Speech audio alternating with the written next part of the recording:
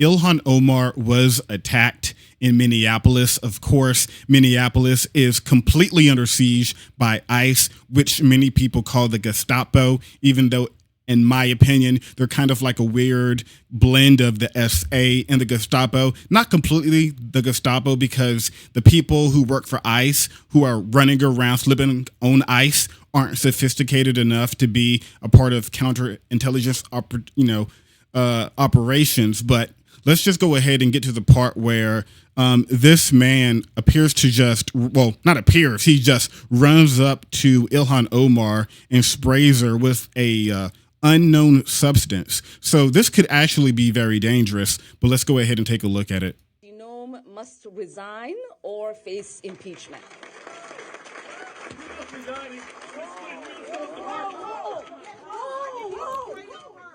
Yeah, so there we have it right there. Let me play it back. Let me turn it up a bit. I can't really catch what he said there.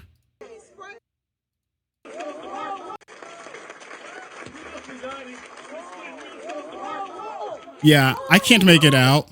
We will probably figure out more details. I can't make it out. Maybe I'm deaf, but there's going to be two reactions from the right, because I'm assuming this guy is a right winger. Maybe he's like some super far left guy who wants to implement socialism now, but it's probably more likely to be a right winger who saw Nick Shirley's videos, or at least adjacent to those videos.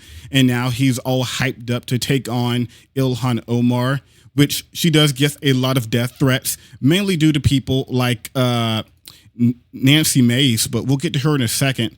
So here's some more details. She was calling for the abolishment of ICE and for Homeland Security Secretary Kristi Noem to resign when a man sitting in front row, we already know this, sprayed her with a orange substance, and it looked like a syringe. So they grabbed a man, tackled him, put him down to the ground, and he's already in jail now. So like I said, you're going to have two reactions. One is always going to be, oh, it's fake news, AI, staged. And then you're going to have this reaction right here from Nancy Mace.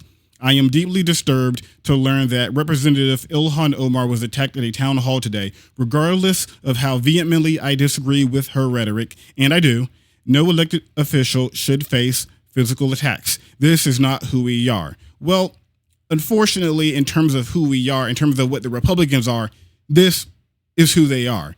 And people like Nancy Mace, who just hurl attacks, not even accurate ones, not even ones based in reality, but made up pure fan fiction. They do this all the time. And that is why people like Representative Ilhan Omar gets constant death threats. And it doesn't help when you have Nancy Mace in her off time on her personal Twitter account saying stuff like Ilhan Omar should be stripped of her seat and her citizenship. And she says stuff like this. If you hate America, you're free to leave. We'll pay for Ilhan Omar's one-way ticket back to Somalia. Flights leave daily. And you have people like the president himself, Donald Trump, calling Somali people low IQ, except when they're, I guess, doing tons of fraud. I guess Donald Trump thinks that makes them highly intelligent, maybe because he thinks, being able to commit large-scale white-collar crime makes you very smart. I mean, maybe that's why he thinks of himself to be a genius, because all he does is commit white-collar crimes. But you're going to also have reactions like this. Like I said, from Laura Loomer, one of the women that Trump liked to hang around. This is the most staged thing I've ever seen in my life. I am calling for an immediate investigation into whether Ilhan Omar was staged it or whatever. And it just goes straight to conspiracy. So is it really worth looking into what Laura Loomer thinks? No, not really. But this is going to be the narrative. They're not going to take any responsibility from it. At the least, you're going to get people like Nancy Mace, who says, I disavow violence. Now, let me get back to talking about how Ilhan Omar is a terrorist. She's a domestic terrorist. She needed to be kicked out of the country. Whoa, we need to go ahead and check her immigration status. Oh, is she like sleeping with her brother or something like that? And that is the game that they play. They do it time and time and time again.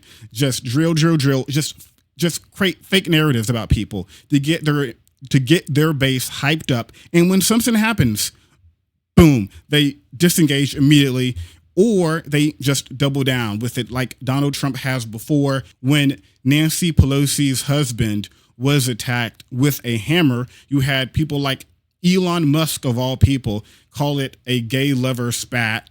You had Donald Trump make jokes about it at rallies, and it's not like they're not doing that still. You had Homeland Security Secretary Kristi Noem call Renee Good a domestic terrorist. You had Stephen Miller call Alex Preddy an assassin, which is absolutely idiotic, which is why he walked it back, because them two realized how horrible it looked, and it's just making them look like absolute morons, which they are. And everybody across the country is now seeing it, because it's very hard to justify it. But don't worry, they will.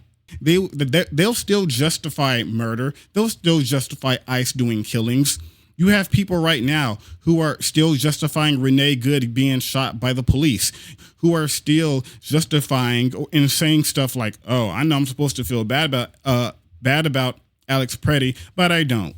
So here is this short clip right here from Megyn Kelly. I know I'm supposed to feel sorry for Alex Preddy, but I don't. I don't.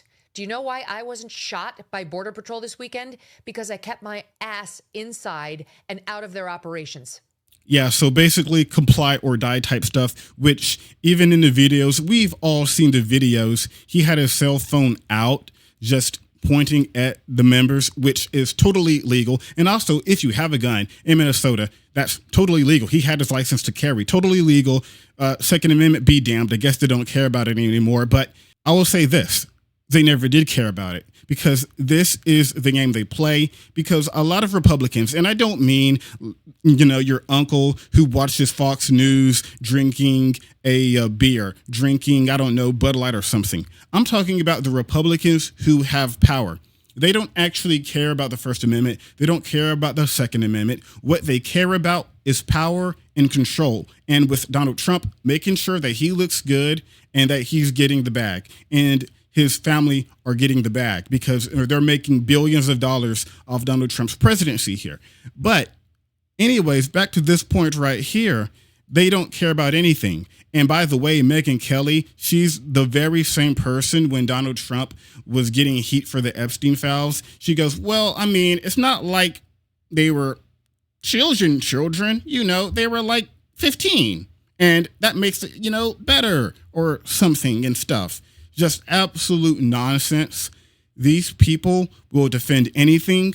And whenever it is time to take any responsibility for their violent rhetoric that they always use, they'll back off and say, well, nothing that I said about it. Anyways, let's get back to calling Ilhan Omar a terrorist domestic threat. Let's go ahead and start calling Antifa domestic terrorist. And there's clips out now where you have one of the members of ICE recording a woman, and he said, yeah, we have a nice database and you are now a domestic terrorist. So that's very interesting as well.